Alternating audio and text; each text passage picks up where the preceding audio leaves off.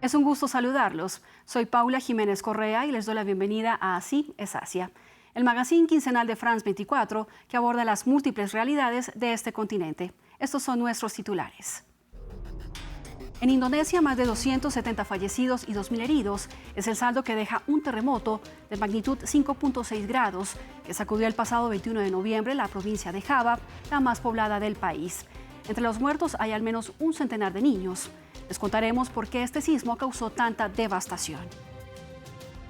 Se mantiene la tensión en la península de Corea luego del reciente lanzamiento de un misil intercontinental por parte de Corea del Norte que sería capaz de llegar a territorio estadounidense.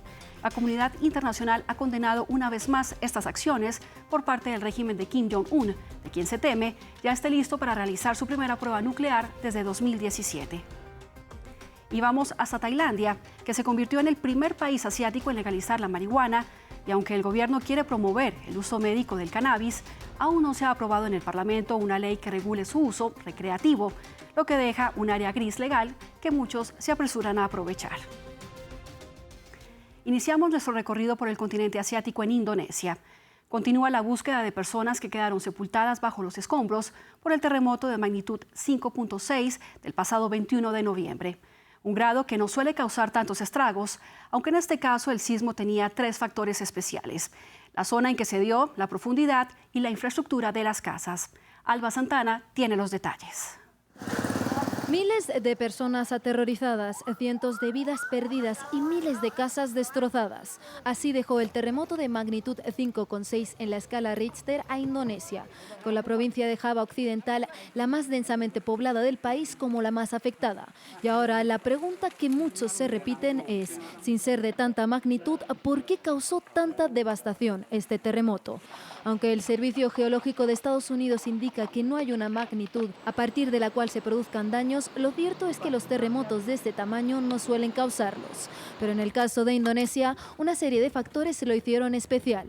La profundidad del temblor, de tan solo 10 kilómetros de profundidad, hizo que afectara más directamente a la superficie y, por tanto, a las casas de la gente. Casas que no están construidas con diseños antisísmicos, que podrían haber prevenido tanta devastación. Algo que el presidente del país ha prometido cambiará con la reconstrucción de las viviendas afectadas. Y es que los indonesios tienen que contar con que esta situación se repetirá, ya que el tercer factor que contribuyó a la gravedad del fenómeno y que destina al país a vivirlos es su ubicación, en mitad del conocido como Anillo del Fuego, una zona de choque de placas tectónicas que abarca 400.000 kilómetros y donde se producen la mayoría de terremotos del mundo. En Indonesia, en febrero de este año, un terremoto mató a 25 personas. Otro, en enero de 2021, mató a 100 e hirió a más de 6.500. Siendo el del Océano Índico de 2004, con el tsunami que lo precedió, el más recordado, que acabó con la vida de 230.000 personas en una docena de países, la mayoría en Indonesia. Vamos ahora a Corea del Norte, que en los últimos días volvió a hacer noticia en el mundo tras lanzar un misil balístico intercontinental capaz de alcanzar territorio estadounidense. Pues de acuerdo con el Ministerio de Defensa de Japón, el proyectil pudo tener un alcance de más de 15.000 kilómetros. Se estima que en lo que va de este año, el régimen de Kim Jong-un ha lanzado más de 30 proyectiles, elevando la alerta no solo en la región, sino también en la comunidad internacional, que ha condenado en reiteradas ocasiones estas acciones que preocupan, ya que se teme que esté listo para realizar su primera prueba nuclear desde 2017. Varios medios documentaron que el líder norcoreano apareció el día de este lanzamiento con su hija por primera vez en público. Otros medios hablan de que la joven podría ser su segunda hija. A raíz de toda esta tensión, a continuación veamos algunos de los misiles con los que cuenta Corea del Norte. Entre los más destacados se encuentran los Hwasong.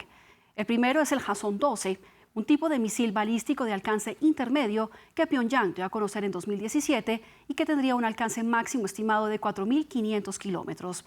El segundo es el Hwasong-14, un misil con capacidad de alcance de 8.000 kilómetros.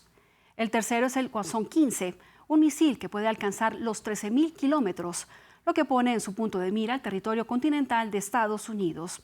Y por último se encuentra el Hwasong-17, el misil más potente que tendría un alcance de 15.000 kilómetros o más. Para hablar de estos recientes y cada vez más numerosos lanzamientos, previamente hablamos con Pío García, profesor de la Facultad de Finanzas, Gobierno y Relaciones Internacionales de la Universidad Externado de Colombia, que nos explicó las implicaciones de estas acciones, consideradas por muchos países de la región como peligrosas. Son unas implicaciones que son graves porque pone aún más ingredientes a una carrera armamentista en la región, creando zozobra en la región y da ingredientes para una carrera armamentista global.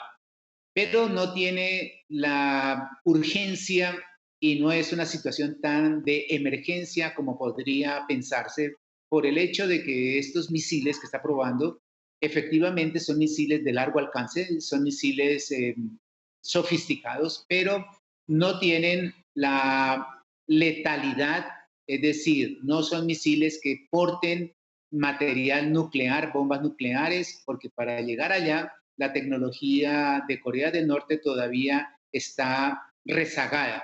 Es decir, que no son, hasta ahora, en sus misiles de corto, mediano y largo alcance, Corea del Norte no tiene la capacidad para proveerlos con ojivas, o sea, con bombas miniaturizadas que irían en la cabeza de esos misiles. En cuanto a cómo reducir la tensión en la región, nuestro invitado señala que una mesa de negociaciones entre el régimen de Kim Jong-un y varios actores internacionales sería una salida. En ese sentido, a mí me parece que lo que hace falta es un papel más protagónico del Consejo de Seguridad de las Naciones Unidas como parte de las negociaciones y no solamente entre los países, sino que haya el Departamento de Energía Atómica, la Agencia Internacional de Energía Atómica, el Consejo de Seguridad y el Secretario General de Naciones Unidas con un papel más protagónico en una reanudación de las conversaciones con Corea del Norte frente a la situación de su avance tecnológico en el campo militar. ¿Qué se puede esperar de Corea del Norte en el futuro cercano? Esto nos dijo nuestro invitado al respecto. A corto plazo, Corea del Norte va a seguir haciendo ensayos y enviando misiles que son su llamado de atención a su crítica a la situación militar en la región. Su objetivo fundamental es detener los ensayos anuales militares que se hacen en Corea del Sur con Estados Unidos, entre las tropas de Estados Unidos, de los cuales 30.000 efectivos están ahí en el centro de Seúl permanentemente, una base militar muy grande, y desde esa base militar se hacen ejercicios regulares cada año. Nos dirigimos a Tailandia. El pasado mes de junio, las autoridades sorprendieron al mundo al eliminar el cannabis de la lista de sustancias consideradas estupefacientes. Al hacerlo, se convirtió en la primera nación asiática en legalizar la marihuana. Oficialmente, el gobierno quiere promover su uso médico, pero aún no se ha aprobado en el Parlamento una ley que regule su uso recreativo. En solo 4 meses, las tiendas de cannabis han abierto en todo el país y se espera que se convierta en una industria de $3.000 millones en los próximos 5 años. Hace tan solo unos meses, los tailandeses se arriesgaban a pasar hasta 15 años de prisión o incluso a la pena de muerte por delitos relacionados con las drogas. Pero desde junio, el cannabis ha sido despenalizado. Oficialmente, el gobierno dice que la planta debe usarse con fines médicos, no recreativos. Pero en la práctica, esa línea ya está borrosa. Welcome to Thailand. Bangkok se está convirtiendo rápidamente en el Ámsterdam de Asia. En Países Bajos, las personas están limitadas a comprar 5 gramos por día, pero en Tailandia no existen estos límites.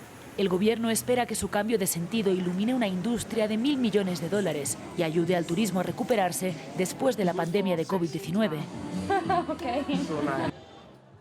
Fumar en público sigue siendo ilegal. A las personas que lo hagan se les puede cobrar más de $680 o 3 meses de prisión.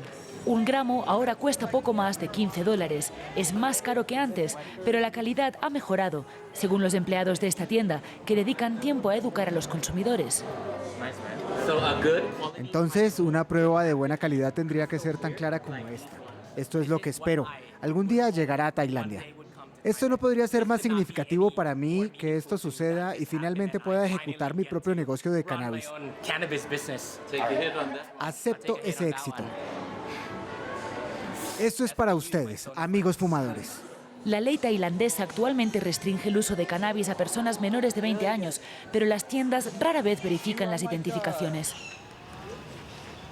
La industria del cannabis medicinal también está en auge.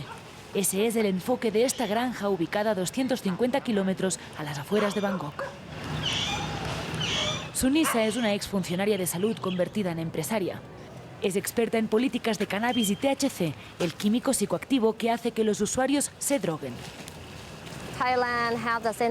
Tailandia se convertirá en un experto en el uso del THC del cannabis. Superaremos a otros países como Estados Unidos y Canadá. Será solo Tailandia. El gobierno ha prometido regalar 1 millón de plántulas a los agricultores. Un intento de revivir un cultivo utilizado en la medicina tradicional durante siglos.